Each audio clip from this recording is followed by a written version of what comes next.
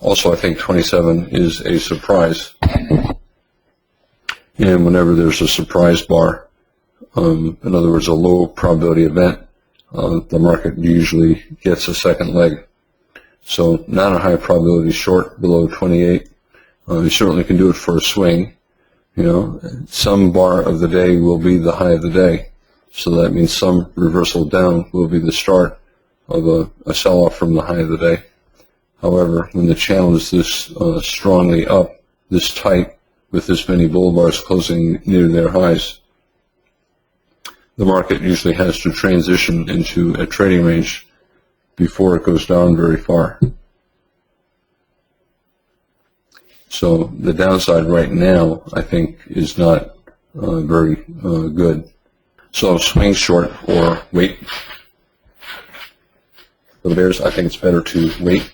For the bulls, the best looking bull bar of the day occurring 20 bars into a trend increase the chances that it is a buy climax, an exhaustive move. What about my earlier comment that the open of the day might end up as the middle of the day?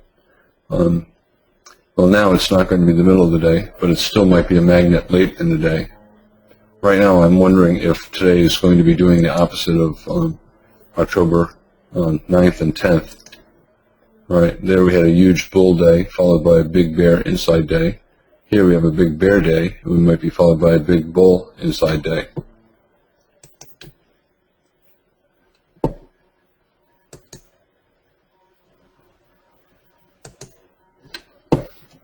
Low probability short.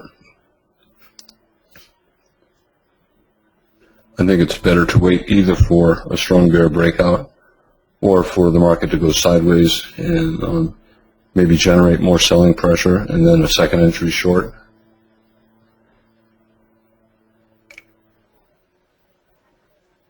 Minimum stop for the bulls, the bottom of the most recent breakout, 26 or 25.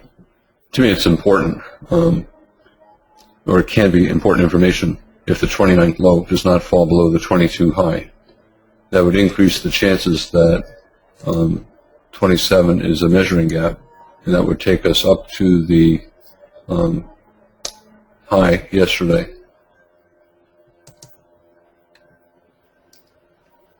All right, we double topped there and turned down, so it's resistance. Resistance is a magnet.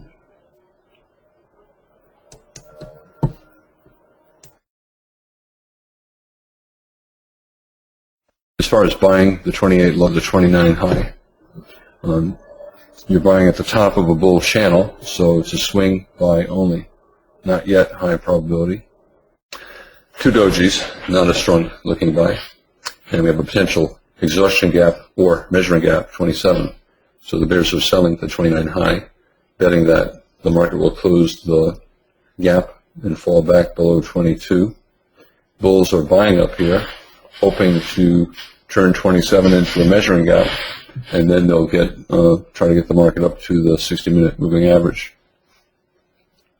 Has my opinion changed that today would probably have a lot of trading range price action?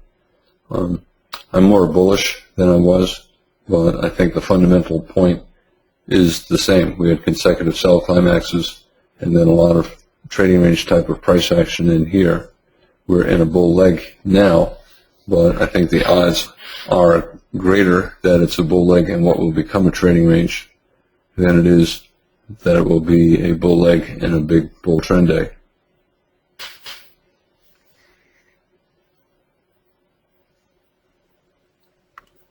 Right now, I think the 22 high is important. The bulls are trying to keep any pullback from falling below the 22 high.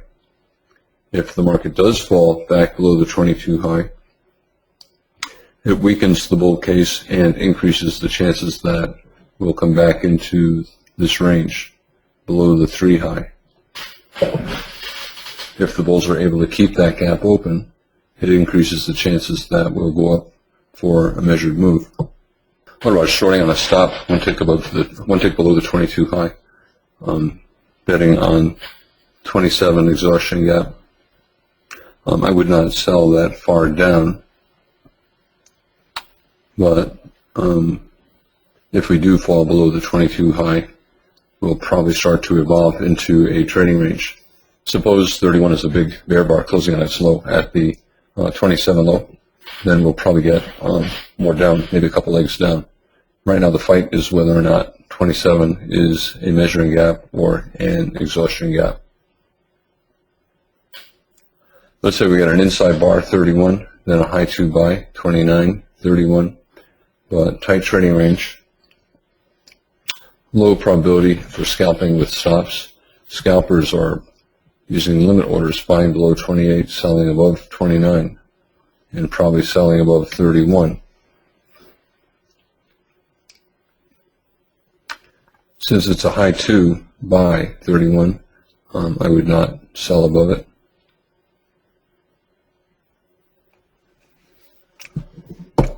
Second entry short below 31, first entry 28, failed breakout, but I think goes in long.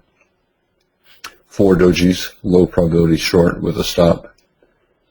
So I would either be long or flat and waiting. Scale and bears are starting to make profits, selling above 29 here, and then selling above 28 and scaling in 1 point higher. They're starting to be able to scalp out for 1 point. That increases the chances that we'll start to enter a trading range here. If the bears can start to make profitable trades, that increases the chances that they'll control the market for more than just a minute at a time.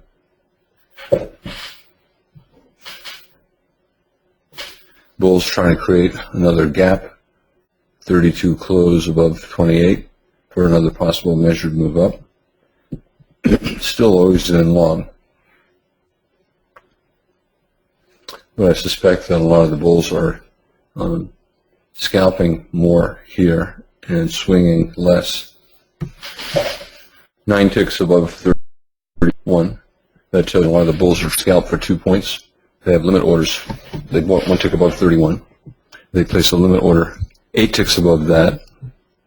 So that's 9 ticks above 31. And they need the market to go up 10 31 for them to scalp out 2 points. Yet the market is hesitating at 9 ticks.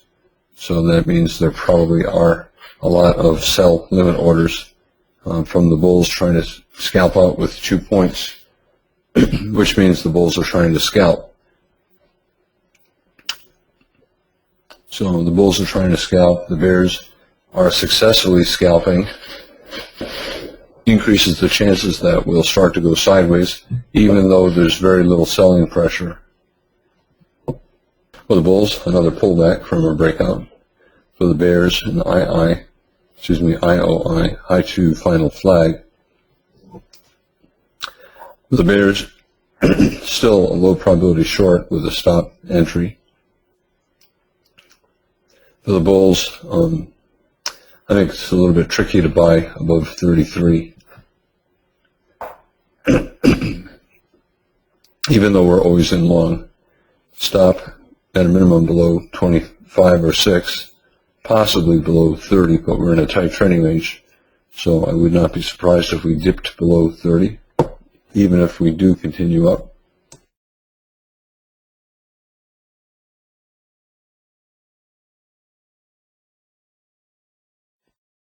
Not a good looking signal bar for the bulls or the bears, but still always in long.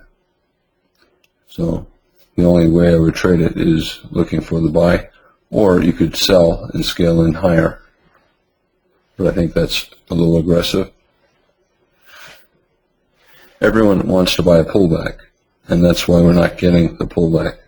When we finally get the pullback, it'll look like a reversal, because that's the only way it will pull back, if there's a credible top. That gap, I think, is important. Looks like it's going to become an exhaustion gap, and that we're going to come down and start to enter a trading range. We might double bottom with 30 and try to keep the gap open. But if we get below the 22 high, then we'll probably form a trading range in here.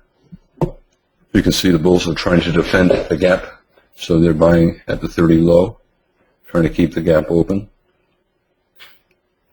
Bears want to close the gap and maybe get a measured move down. 60-minute bar closes in 10 minutes.